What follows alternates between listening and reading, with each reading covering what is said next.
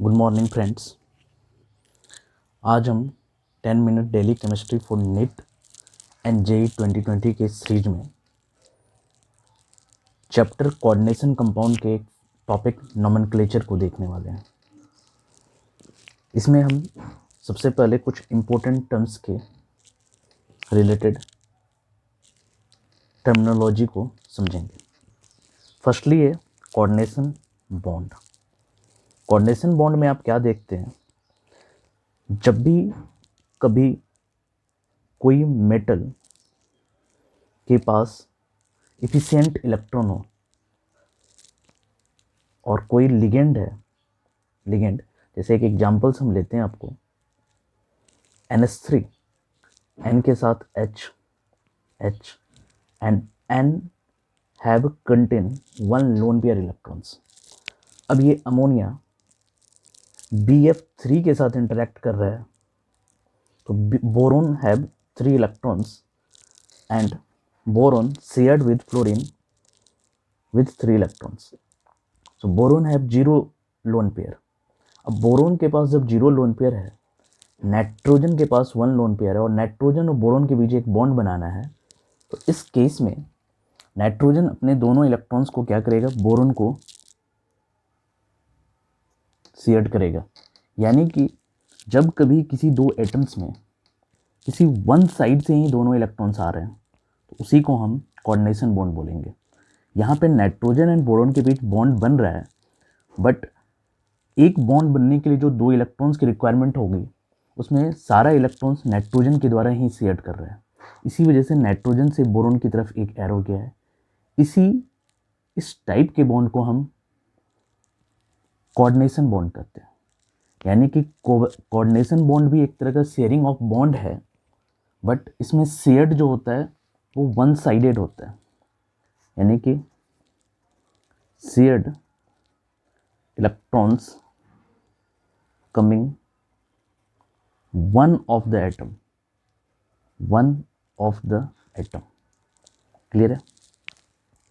उसी तरीके से जब आप कोऑर्डिनेशन कंपाउंड पढ़ते हो, तो कोऑर्डिनेशन कंपाउंड में एक मेटल होता है और एक लिगेंड होता है।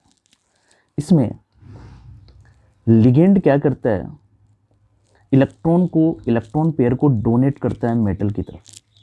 तो देखो, लिगेंड इलेक्ट्रॉन पेयर को डोनर कर रहा है मेटल की तरफ, तो लिगेंड जो इलेक्ट्रॉन पेयर को डोनेट कर रहा है, that behave as Lewis base.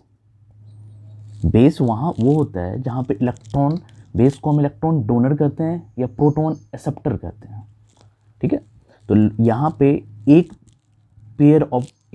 Loan pair को लिगेंड डोनेट कर रहा है मेटल को, इसलिए यहाँ पे ligand behaves as the Lewis base. Why? क्योंकि ये इलेक्ट्रॉन डोनर है। मेटल क्या कर रहा है, मेटल इलेक्ट्रॉन एक्सेप्टर है। तो जब मेटल इलेक्ट्रॉन एक्सेप्टर है, तो ये बिहेव्स करेगा लुईस एसिड की तरह, ठीक है। तो कोऑर्डिनेशन कंपाउंड में एक मेटल होगा और एक लिगेंड होगा, जिसमें लिगेंड जो है इलेक्ट्रॉन पेयर डोनर पेयर होगा, इलेक्ट्रॉन डोनर पेयर होगा, यानी और मेटल जो होगा वो इलेक्ट्रॉन एक्सेप्टर पेयर होगा, एक्सेप्ट करेगा। इसीलिए मेटल लुईस एसिड और ligand Lewis base. Second point है, सो मेटल। तो मेटल, जब भी आप डी ब्लॉक कोऑर्डिनेशन कंपाउंड के अंदर आप जितने भी मेटल्स को आप स्टडी करोगे, वो सारे मेटल्स जनरली डी ब्लॉक से रिलेट होते हैं। तो metal is related to d block. D block के मेटल को हम कोऑर्डिनेशन कंपाउंड में क्यों रिलेट करते हैं? क्योंकि डी ब्लॉक के जो मेटल होते हैं, उनके ऑक्सीडेशन स्टेट क्या होते हैं, variable oxidation state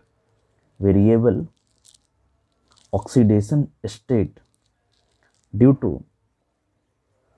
to partially filled d orbital. Reason क्या है? तो जो डी ब्लॉक के मेटल्स हैं, उसके जो डी ऑर्बिटल है वो पार्शियली फिल्ड होते हैं, जिसके वजह से होता है क्या है, तो मान के चलो ये डी ब्लॉक है, कि 3D को हम डिस्कस कर रहे हैं, 3D सीरीज को, तो इसमें 3D में टोटल 5 ऑर्बिटल आते हैं। अब इसमें क्या होते हैं, अगर 3D पार्शियली फिल्ड होता है तो इसके जो इलेक्ट्रॉन्स होते हैं उसको हम हायर स्टेट में क्या कर सकते हैं, एक्साइटेड कर सकते हैं। तो due two variable oxidation state, metal variable oxidation state होने की वजह से ये अपने वेरिएबल ऑक्सीडेशन स्टेट को एडजस्ट करता है, जिस वजह से ये मेटल को हम कोऑर्डिनेशन कंपाउंड में यूज करते हैं। सेकेंड चीज़ है, तो एक मेटल हम हमेशा, और एक लिगेंड, यहाँ पे लिगेंड इलेक्ट्रॉन डोनर पे। अब लिगेंड के कंसेप्ट को समझते हैं, लिगेंड क्या होता है। अच्छा, metal related to d block में जैसे ये 3D सीरीज को आपको याद ही रखना है, इसके एटॉमिक नंबर को, जैसे स्कैंडियम हो गया, टाइटेनियम हो गया, वेनेडियम हो गया, उसके बाद क्रोमियम हो गया, manganese, ferrous, cobalt, nickel, copper and zinc, यानी कि ये 21 से लेके 30 तक के एलिमेंट है। इसको आपको जस्ट याद ही रखना है, क्योंकि ये डी ब्लॉक कंपाउंड्स को डील करने में आपको काफ़ी इंपॉर्टेंट रोल प्ले करने वाला है। सेकेंड, हम नेक्स्ट पॉइंट को पढ़ते हैं, लिगेंड। लिगेंड क्या होता है, ये एटम्स हो सकता है, आयन हो सकता है, या ग्रुप ऑफ एटम्स हो सकता है, ग्रुप ऑफ एटम्स हो सकता है, यही हो सकता है, atoms, ion and group of atoms हो सकते हैं। अब इसको कैसे डील कर रहे हैं, atoms, ions and group of atoms को, तो लिगेंड के जो टाइप्स होते हैं, अगर टाइप्स की बात करें लिगेंड का, तो जैसे on basis of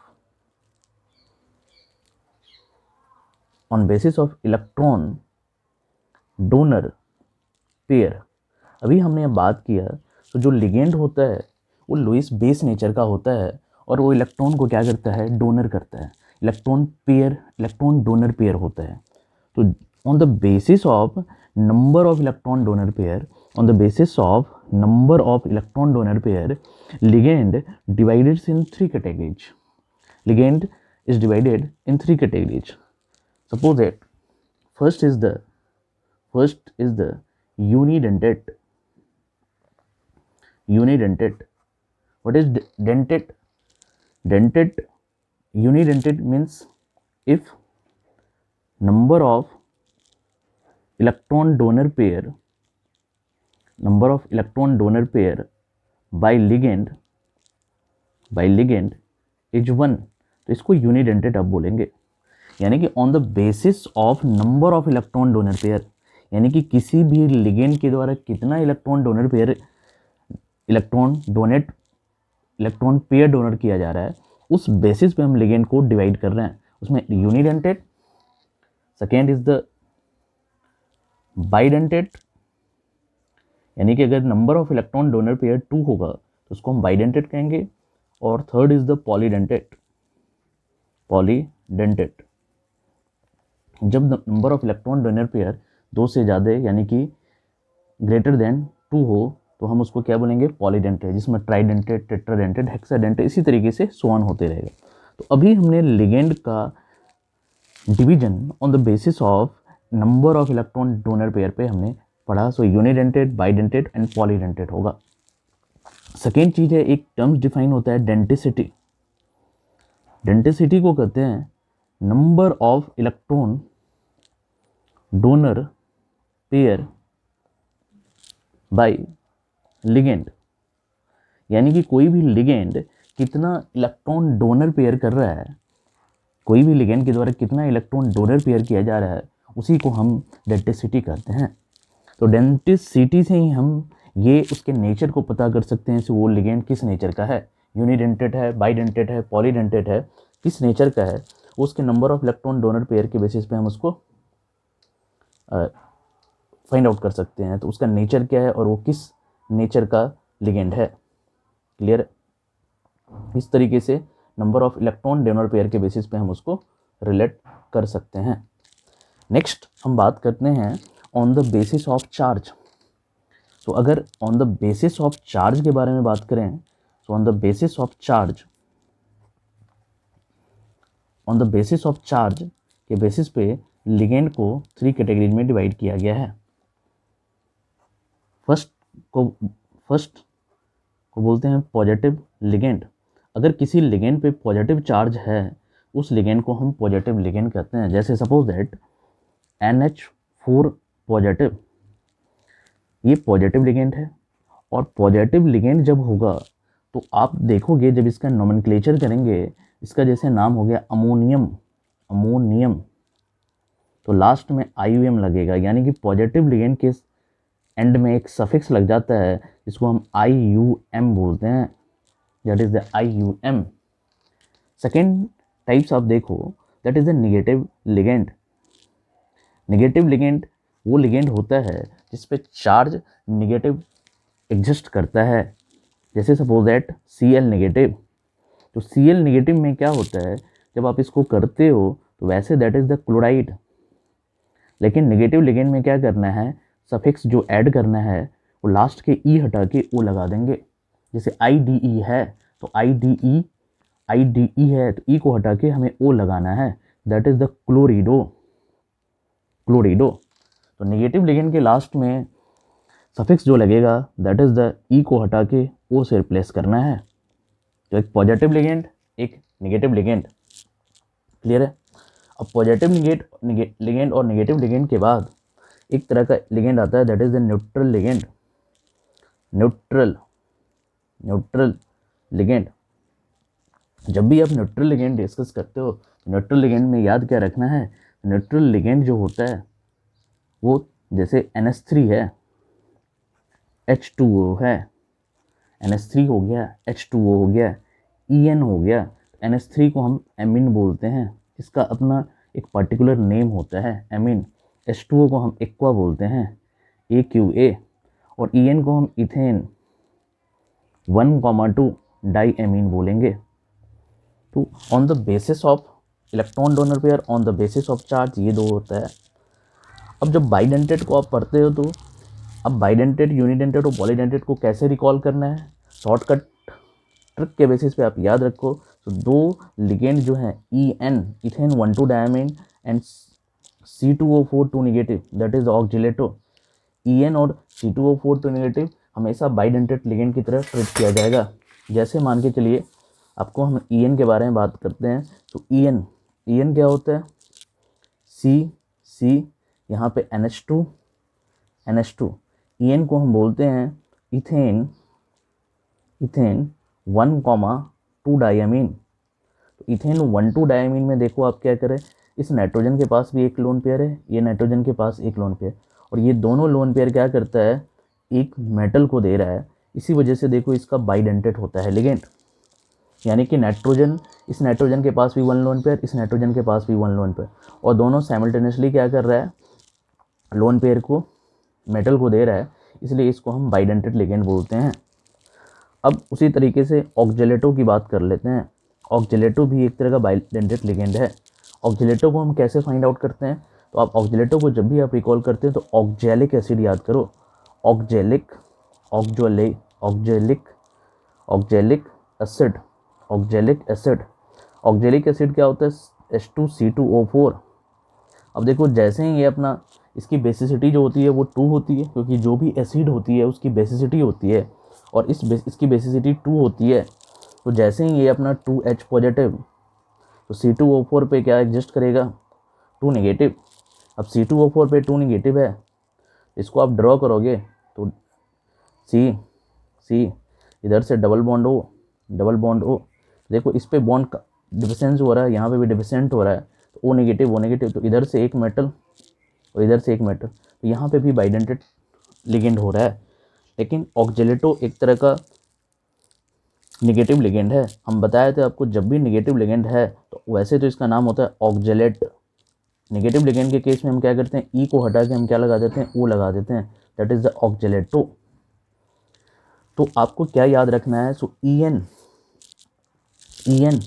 ethane 1,2 diamine और ऑक्जेलेटो, इसको छोड़ के जितने भी लिगेंड होते हैं वो सारे क्या होते हैं, या तो यूनिडेंटेट होंगे। पॉलीडेंटेट में हमें एक ही एग्जाम्पल याद रखना है, पॉलीडेंटेट में हमें एक ही एग्जांपल रखना है, EDTA, that is ethylene diamine tetraacetate. Ethylene diamine tetraacetate, ethylene diamine tetraacetate को कैसे रिकॉल करना है? तो एथीन है, डायमीन है, टेट्रा एसीटेट, इसी पे क्या होगा, 4 एसीटेट ग्रुप जो है एग्जिस्ट करेंगे।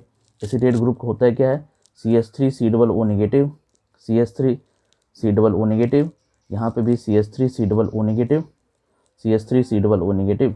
Ethane diamine tetraacetate, tetraacetate acetic acid से टेट्राएसीटेट बना। देखो यही है इथेन 1,2 डायमीन, और टेट्राएसीटेट का मतलब 1 2 3 4। तो यहाँ से एक डोनर पेयर, दूसरा डोनर पेयर, तीसरा डोनर पेयर, चौथा डोनर पेयर, पांचवा डोनर पेयर, और यहाँ से छठा डोनर पेयर। तो इथेन डायमीन टेट्राएसीटेट में number of electron donor pair जो होगा वो 6 होगा। इसी 6 की वजह से इसको हम किस कैटेगरी में रखते हैं, हेक्साडेंटेट। इथिलीन डायमीन टेट्राएसीटेट हमारा एक हेक्साडेंटेट लिगेंड होता है।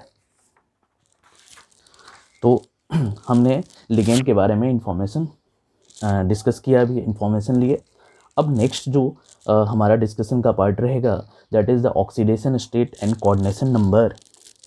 ऑक्सीडेशन स्टेट कैसे हम डिस्कस करते हैं, इसके बारे में हम बात करते हैं। ऑक्सीडेशन स्टेट क्या होता है, तो अगर कोई मेटल एंड लिगेंड बॉन्ड बना रहा है, तो मेटल और लिगेंड के बॉन्ड बनाने के टाइम में ऑक्सीडेशन स्टेट को हम कैसे डील करेंगे। सपोज दैट कोई कंपाउंड एग्जिस्ट कर रहा है हमारा, जैसे हम बात करते हैं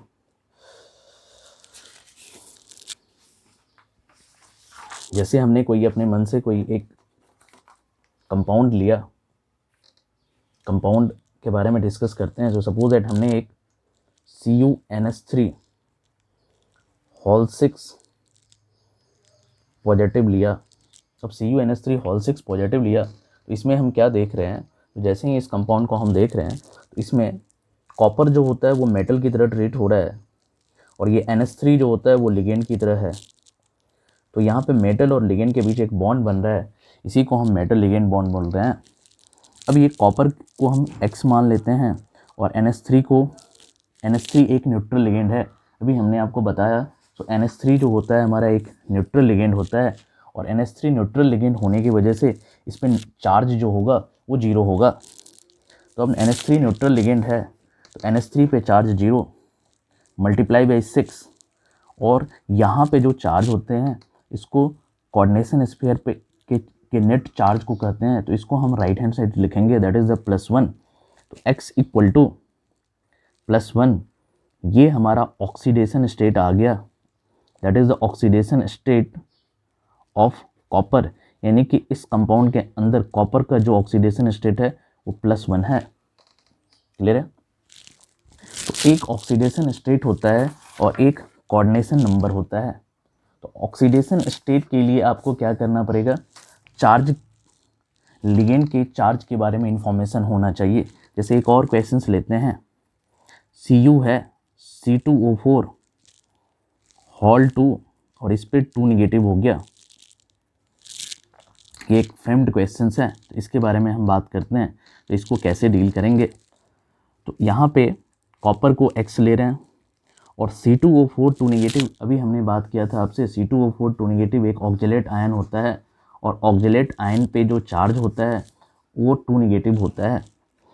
तो यहाँ पे चार्ज जो होगा वो 2 निगेटिव होगा। रीजन क्या है, अभी हमने बताया आपको, ऑक्जेलेट आयन जो बनता है वो C डबल बॉन्ड O, यहाँ भी C डबल बॉन्ड O, और यहाँ पे O नेगेटिव होता है, O नेगेटिव होता है। तो इसी वजह से हमारा ऑक्जेलेट आयन पे नेट चार्ज जो है वो क्या है, -2 है। अब -2 मल्टीप्लाई बाई 2 इक्वल टू -2, तो x इक्वल टू हमें देखो क्या आ गया, x -4 equal to -2। That implies करके हम बोल सकते हैं x इक्वल टू +2। तो ये +2 हमारा क्या हो गया, ऑक्सीडेशन स्टेट हो गया। तो ऑक्सीडेशन स्टेट को जब भी आपको फाइंड आउट करना है, तो ऑक्सीडेशन स्टेट के लिए जो सबसे अच्छा कंसेप्ट ये है, सो चार्ज ऑन लिगेंड जो है आपको पता होना चाहिए। लिगेंड पे क्या क्या चार्ज एग्जिस्ट हो रहे हैं वो चार्ज ऑन लिगेंड पता होना चाहिए। क्लियर है? अब ऑक्सीडेशन स्टेट के बाद नेक्स्ट कंसेप्ट जो आता है, that is the coordination number. Oxidation state के बाद नेक्स्ट जो कंसेप्ट आता है that is the coordination number. तो कोऑर्डिनेशन नंबर को कैसे हम रिलेट करते हैं, ध्यान से देखो। जब भी आप कोऑर्डिनेशन नंबर को फाइंड आउट करते हैं तो कोऑर्डिनेशन नंबर इक्वल टू होता है number of electron donor pair bye ligand, number of electron donor pair bye ligand in CC. यानी कि कोऑर्डिनेशन नंबर का मीनिंग ही है तो कितना इलेक्ट्रॉन डोनर पेयर किया जा रहा है, किसके द्वारा, लिगेंड के द्वारा, किसमें, कोऑर्डिनेशन कंपाउंड के अंदर में। अब जैसे सपोज दैट एक एग्जांपल्स लेते हैं, ऊपर वाले एग्जांपल्स को ही रिलेट करते हैं। तो CuNH3 6 पॉजिटिव दिया हुआ है। अब हम सबसे पहले ये दो चीज़ों पे फोकस करेंगे। तो जो NH3 है ये हमारा एमिन है, ये एमिन लिगेंड है, इसका NH3 एमिन है और ये एक तरह का यूनिडेंटेड लिगेंड है, क्योंकि जब आप अमोनिया को बनाते हो तो NH इसके पास एक ही डोनर पेयर है जो मेटल को दे सकता है, इसी वजह से इसको यूनिडेंटेड कैटेगरी में रखे हैं। अब जैसे ही यूनिडेंटेड है तो एक अमोनिया के द्वारा हमें एक डोनर पेयर दिया जाएगा, तो 6 अमोनिया है, that is the number of electron donor pair जो होगा, हमारे पास कितने आ जाएंगे, टोटल 6। तो जितने ही इलेक्ट्रॉन डोनर पेयर है वही उसका कोऑर्डिनेशन नंबर होगा, दैट इज़ द हम बोल सकते हैं इसका कोऑर्डिनेशन नंबर कितना आएगा, 6 आएगा। क्लियर है, ठीक है। अब जब number of electron donor pair को हम डिस्कस कर लिए तो अब ये देखते हैं तो किसी अदर कंपाउंड में भी चेक करते हैं। जैसे हमारे पास एक और कंपाउंड था CuC2O4 हॉल 2 नेगेटिव, इसकी बात करते हैं। अब जैसे CuC2O4 2 नेगेटिव में हम डिस्कस करते हैं, यहाँ पे number of electron donor pair की बात करते हैं। तो अभी हमने बात किया जो ऑक्जेलेटो आयन होता है, उस ऑक्जेलेटो आयन में 2 इलेक्ट्रॉन डोनर पेयर होता है, यानी कि एक लिगेंड जो होगा one time 2 electron donor pair को रिलीज करेगा। और यहाँ पे नंबर ऑफ ऑक्जेलेटो आयन जो है, ऑक्जेलेटो लिगेंड है, वो हमारे पास कितने हैं, नंबर ऑफ ऑक्जेलेटो 2 हैं। और ऑक्जेलेटो एक्चुअली बाइडेंटेट होता है, तो एक ऑक्जेलेटो 2 इलेक्ट्रॉन डोनर पेयर को रिलीज करेगा, यानी कि 2 इलेक्ट्रॉन। तो number of electron donor pair की बात करें, यहाँ पे तो एक C2O4 एक बाइडेंटेट होता है, वन टाइम 2 लिगेंड को दो डोनर पेयर रिलीज करेगा, 1 लिगेंड 2 डोनर पेयर देगा। और नंबर ऑफ लिगेंड जो है वो 2 है, तो टोटल 2:2 दैट इज़ द 4। यानी कि अगर इस एलिमेंट में, इस कंपाउंड में बात करें तो यहाँ पे CuC2O4 हॉल 2 नेगेटिव में हमारा कोऑर्डिनेशन नंबर कितना हो जाएगा, दैट इज़ द 4। जैसे एक और क्वेश्चंस लेते हैं, उसको रिलेट करते हैं। तो सपोज दैट हमारे पास एक प्रॉब्लम दिया हुआ है, प्रॉब्लम्स को हम डिस्कस करते हैं। तो एक प्रॉब्लम दिया हुआ है हमारे पास CuNH3 हॉल 2 En हॉल 2 ऊपर 2 पॉजिटिव। अब इस क्वेश्चंस के थ्रू हमें क्या निकालना है, एक कोऑर्डिनेशन नंबर निकालना है और एक ऑक्सीडेशन स्टेट निकालना है। कोऑर्डिनेशन नंबर के लिए हमने बताया इसमें एक NH3 लिगेंड है और जो लिगेंड है यूनिडेंटेड, यानी कि एक टाइम में एक डोनर पेयर रिलीज करेगा। तो यानी कि नंबर ऑफ एमाइन कितने हैं, 2 हैं, तो एमाइन की वजह से 2 डोनर पेयर आएंगे। लेकिन En जो है हमारा है वो एक बाइडेंटेड है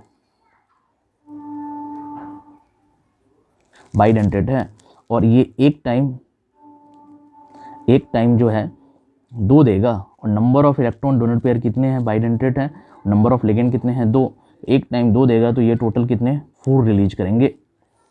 NH3 यूनिडेंटेड, वन टाइम एक इलेक्ट्रॉन डोनर पेयर रिलीज करेगा, इसीलिए अमोनिया की वजह से नेट इलेक्ट्रॉन डोनर पेयर हमारा 2 आ गया। En बाइडेंटेड, एक टाइम में 2 इलेक्ट्रॉन डोनर पेयर देगा और 2 है तो टोटल 4 आ गया। तो 4 + 2 को हम क्या बोल सकते हैं, that is the coordination number 6। अब इसको अगर ड्रॉ भी करना है तो हम कुछ इस तरीके से कर सकते हैं। तो कॉपर हमारा सेंट्रल मेटल आयन हो गया और कॉपर के कॉरस्पॉन्डिंग एक NH3 En जो है एक साथ एक बार में 2 दे रहा है, ठीक है। और कुछ इस तरीके से बात कर सकते हैं। सो यहाँ पे हम En को रख लेते हैं, तो एक En इधर से 2 दे रहा है और एक NH3 ऊपर हो गया और एक NH3 ऊपर हो गया। तो यानी कि En यहाँ पे 2 रिलीज कर रहा है, यहाँ पे 2 डोनर पेयर, तो 2 2 4 5 एंड 6, तो total number of electron donor pair हमारा कितना हो गया, 6। अच्छा, नेक्स्ट तो ऑक्सीडेशन स्टेट की बात करते हैं। ऑक्सीडेशन स्टेट में जिस मेटल का ऑक्सीडेशन स्टेट हमें फाइंड आउट करना है, तो मेटल को हमने क्या ले लिया, X प्लस। अब जब भी मैंने बताया ऑक्सीडेशन स्टेट फाइंड आउट करना है, तो आपको चार्ज ऑन लिगेंड पता होना चाहिए, चार्ज ऑन लिगेंड। और जब भी कोऑर्डिनेशन नंबर पता करना है, तो नेचर ऑफ लिगेंड पता होना चाहिए, that is the nature of ligand. Nature of ligand का मीनिंग ये है, तो वो यूनिडेंटेड है, बाइडेंटेड है, पॉलीडेंटेड है, किस तरह का लिगेंड है। तो ये चार्ज ऑन लिगेंड के बेसिस पे हम क्या करते हैं, X प्लस अमोनिया का 0, तो 0 × 2 प्लस En का जो होता है वो भी 0 होता है, न्यूट्रल, 0 × 2 इक्वल टू हम क्या करेंगे, +2। यहाँ से X इक्वल टू हमें क्या आ जाएगा, +2। तो सिंपल से एक शॉर्टकट जो है आपको ध्यान में रखना क्या है, तो जब भी कोऑर्डिनेशन नंबर आप फाइंड आउट करते हो, तो नेचर ऑफ लिगेंड के कंसेप्ट क्लियर होने चाहिए आपके।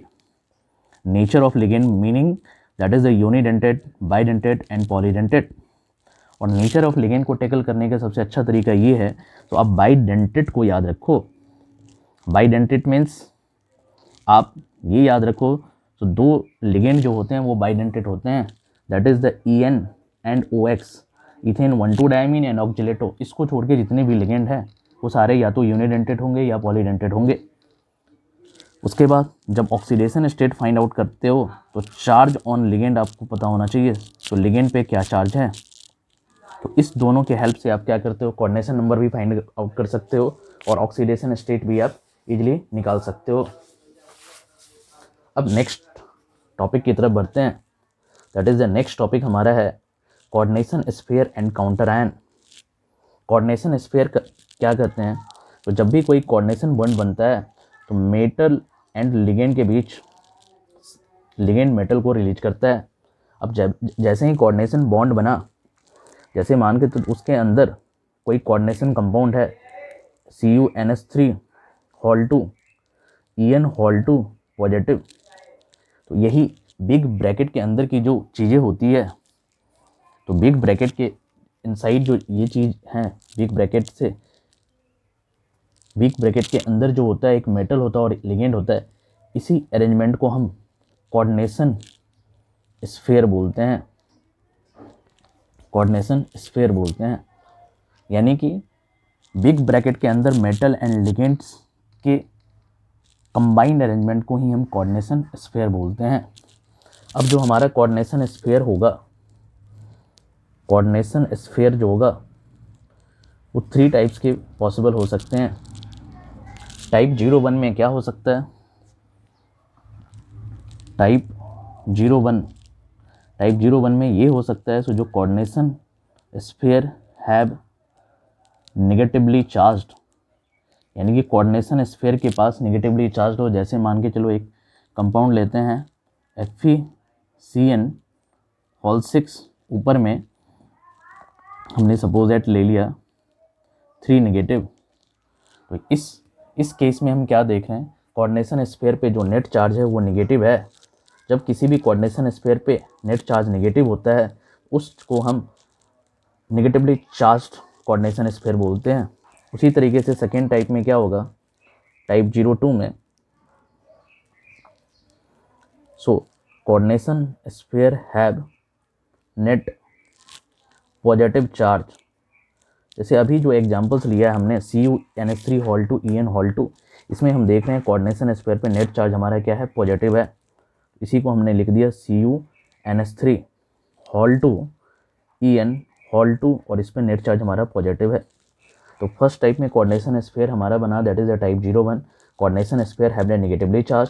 सेकेंड टाइप में बन रहा है type 02, coordination sphere have positively charge. And एक और पॉसिबिलिटीज हो सकता है, that is the type 03, so coordination sphere have neutral, that is the charge 0। तो जब कोऑर्डिनेशन स्फीयर हमारा न्यूट्रल है, जैसे हम ले लेते हैं CuCO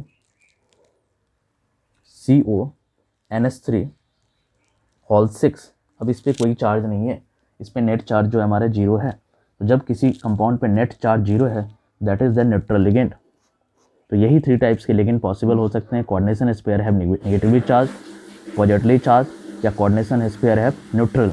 तो 3 टाइप्स के लिगेंड इसी तरीके से एग्जिस्ट कर सकते हैं। अब हम समझते हैं कंसेप्ट ऑफ काउंटर आयन। तो काउंटर आयन को हम कैसे डील करते हैं। तो जब भी आपको काउंटर आयन को डिस्कस करना है तो कोऑर्डिनेशन स्फीयर के नेट चार्ज के बारे में आपको इन्फॉर्मेशन पता होना चाहिए। जैसे काउंटर आयन को डील करने के लिए, जैसे काउंटर आयन को कैसे समझते हैं। तो काउंटर आयन को जैसे ही आपको रिलेट करना है तो आपको क्या करना है, तो देखना है तो कोऑर्डिनेशन स्फीयर हमारा किस नेचर का होगा। तो अभी हम पढ़ रहे हैं काउंटर आयन।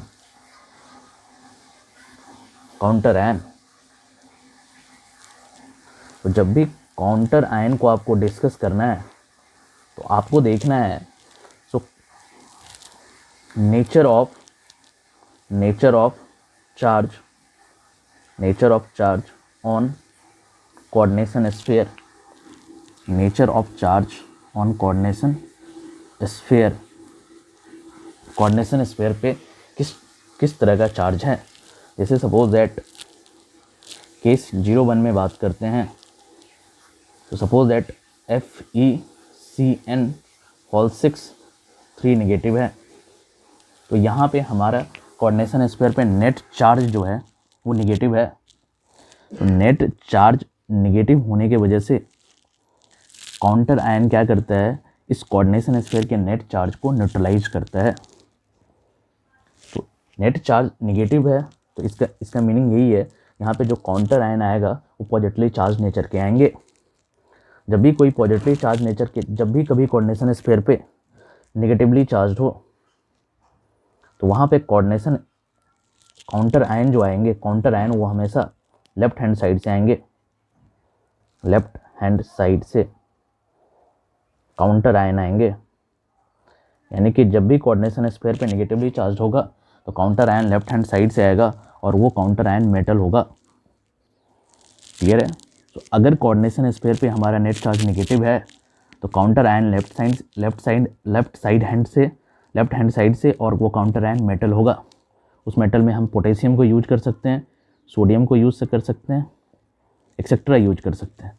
तो अब देखते हैं, सो अगर नेगेटिव है तो नेगेटिव का मीनिंग क्या है, इसको न्यूट्रलाइज करने के लिए हमें पोटेशियम हमने सेलेक्ट किया तो 3 पोटेशियम सेलेक्ट करेंगे K3, क्योंकि 1 पोटेशियम है 1 पॉजिटिव चार्ज, तो 3 पोटेशियम है 3 positive charge and 3 positive neutralised 3 negative. तो K3 FeCN होल 6 3 नेगेटिव। तो यहाँ से क्लियर हम क्या देख रहे हैं, तो K3 FeCN होल 6 3 नेगेटिव। अब जैसे ही यहाँ पे 3 पॉजिटिव है तो ये अब 3 नेगेटिव न्यूट्रल हो जाएगा। तो ये हमारा जो है एक न्यूट्रल कोऑर्डिनेशन स्फीयर बन गया, कोऑर्डिनेशन कंपाउंड बन गया।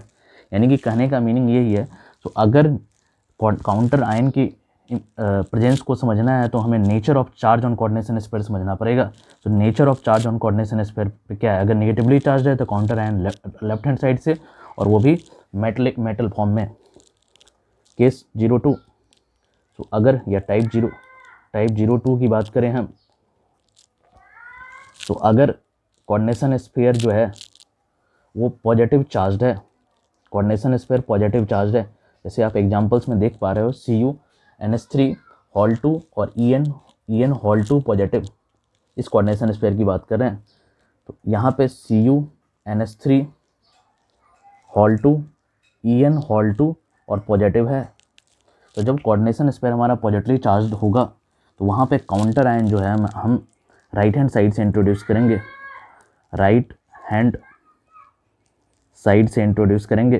Counter ion right hand side से इंट्रोड्यूस करें, राइट हैंड साइड से काउंटर आयन इंट्रोड्यूस करेंगे और राइट हैंड से जो काउंटर आयन वो काउंटर आयन नॉन मेटल होगा।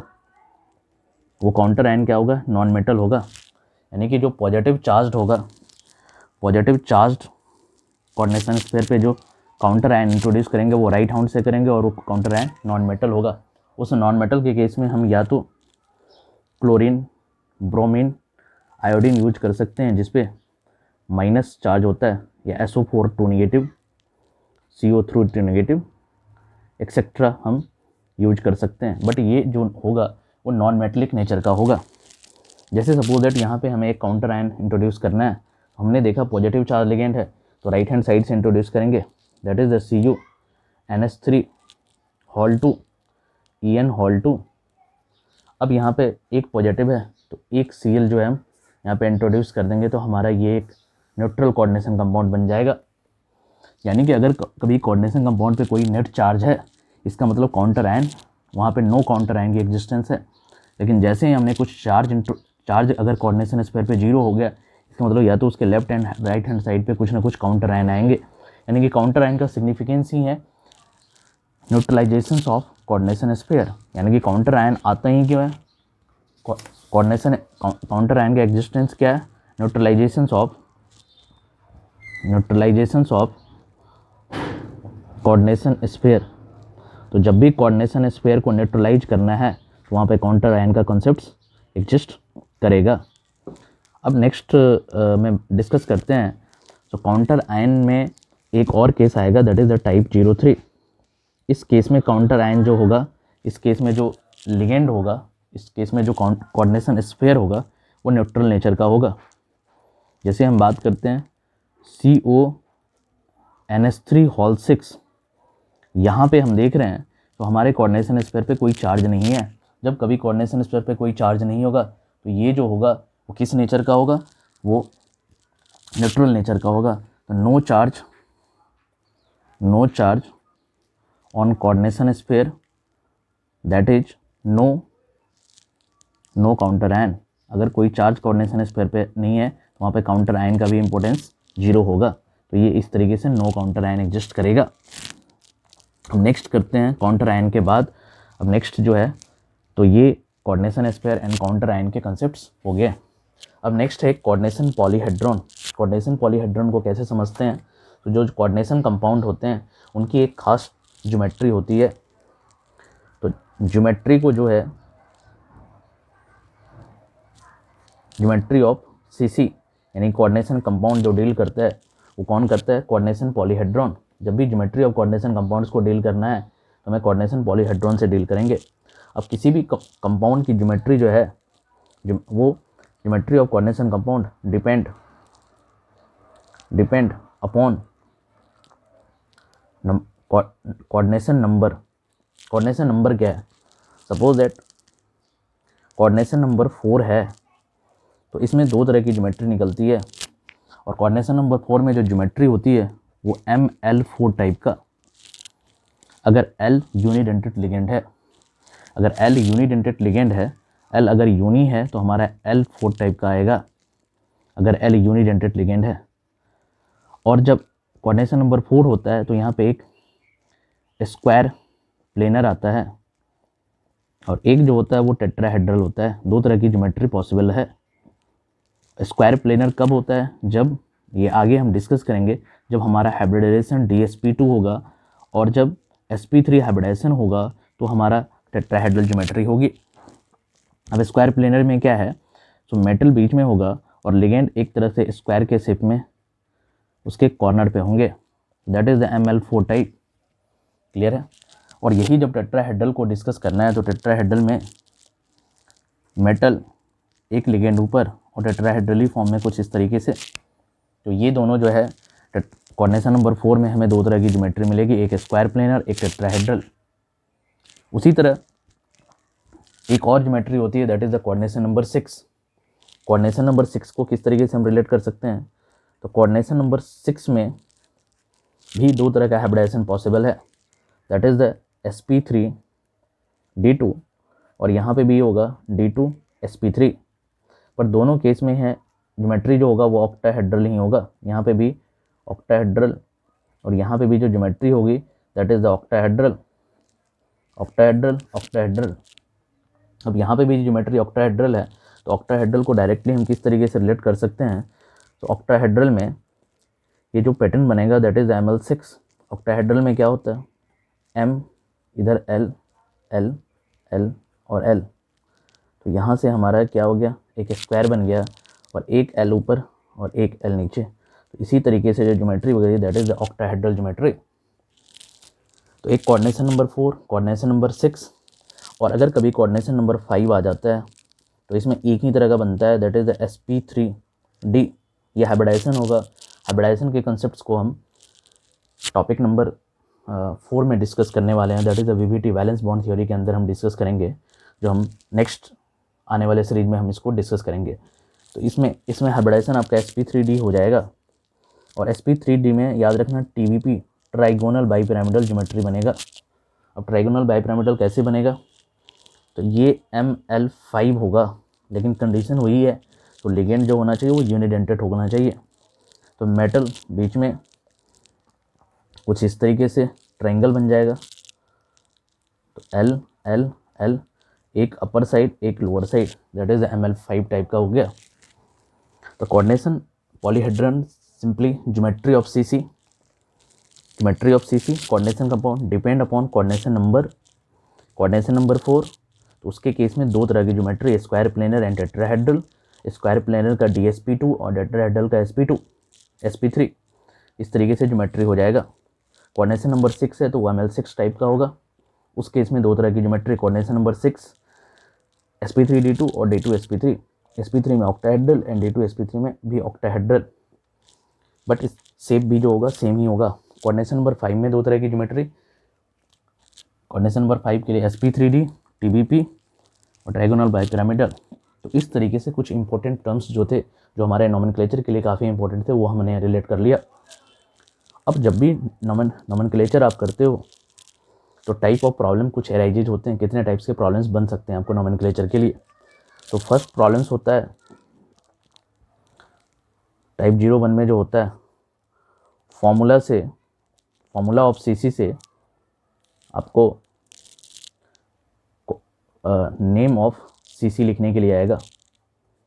ये पहला प्रॉब्लम हो सकता है। तो कुछ फॉर्मूला दिया हुआ है, जैसे suppose that CuNH3 whole 6 2 positive दिया हुआ है, और इसको बोलेगा नेम ऑफ CC लिख के बताओ इसका। सेकेंड जो टाइप 02 बनता है वो ये होता है, इसका रिवर्स, नेम ऑफ CC दिया हुआ है आपको, और उससे फॉर्मूला बनाना होगा, that is the formula of CC निकालना होगा। तो यही दो टाइप के क्वेश्चंस आपके आते हैं। लेकिन जब भी टाइप ऑफ प्रॉब्लम्स आप करते हो तो इसमें 2-3 चीज़ों को काफ़ी फोकस करना है। तो जैसे ही टाइप ऑफ प्रॉब्लम्स डिस्कस करते हो तो उसमें जो कंसेप्ट वाइज फोकस करने की चीज़ ये है, तो आप देखा करो जिस कंपाउंड का कर रहे हो उस कंपाउंड पे क्या न्यूट्रल चार्ज है। जिस कोऑर्डिनेशन स्फीयर को आप डिस्कस करो उस कोऑर्डिनेशन स्फीयर पे चार्ज क्या है। तो फर्स्ट, अगर कोऑर्डिनेशन स्फीयर न्यूट्रल हो सकता है, या कोऑर्डिनेशन स्फीयर क्या हो सकता है, पॉजिटिव हो सकता है, पॉजिटिवली हो सकता है, या कोऑर्डिनेशन स्फीयर क्या हो सकता है, नेगेटिवली हो सकता है। तो जब कोऑर्डिनेशन स्फीयर हमारा न्यूट्रल है, या कोऑर्डिनेशन स्फीयर पॉजिटिवली है, या कोऑर्डिनेशन स्फीयर नेगेटिवली है, तो नेगेटिवली है तो आप याद क्या रखो, यहाँ पे काउंटर आयन हमारा क्या आया होगा, मेटल आएगा, और उधर किस साइड से आएगा, लेफ्ट हैंड साइड से आया होगा। जब कोऑर्डिनेशन स्फीयर पे नेट चार्ज पॉजिटिव है, इसका मतलब यहाँ पे काउंटर आयन आया होगा, और वो counter ion right hand side से आया होगा, और ये नेगेटिव होगा। और जब न्यूट्रल है तो यहाँ पे कोई काउंटर आयन नहीं है। जैसे suppose that CuEn whole 2 NH3 whole 2 positive, इसको हमें निकला है, कंफर्म बात है यहाँ पे कुछ ना कुछ counter ion right hand side से आया होगा। तो अब इसको जब नेम कर रहे हैं तो सिंपल हमें क्या करना है, सबसे पहले लिगेंड को नेम करेंगे। इथेन 1,2 डायमीन है और एमाइन है, तो बाय डिफ़ॉल्ट एमाइन की जो अल्फ़ाबेटिकली है वो एमाइन पहले आएगा, तो हम इसको क्या लिखेंगे, डाईअमीन।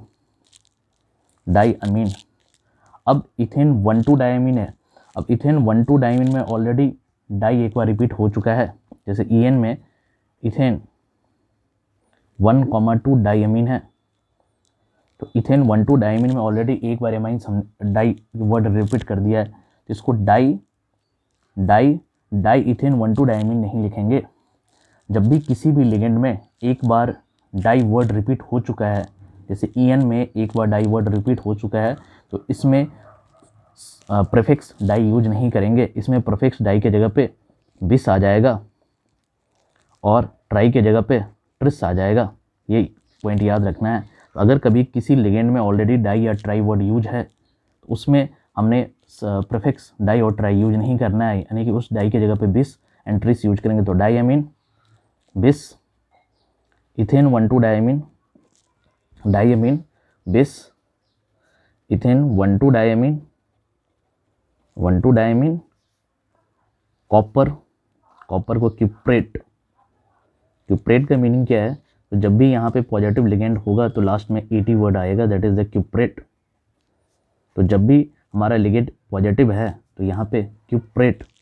अगर नेगेटिव लिगेंड है तो नेगेटिव अगर नेट चार्ज कोऑर्डिनेशन स्फीयर पे नेगेटिव है तो ये वर्ड ऐसे ही रह जाएगा। यानी कि कोऑर्डिनेशन स्फीयर अगर पॉजिटिवली चार्ज का है तो मेटल के लास्ट में 8 लगाएंगे, और अगर कोऑर्डिनेशन स्फीयर नेगेटिवली चार्ज का है तो मेटल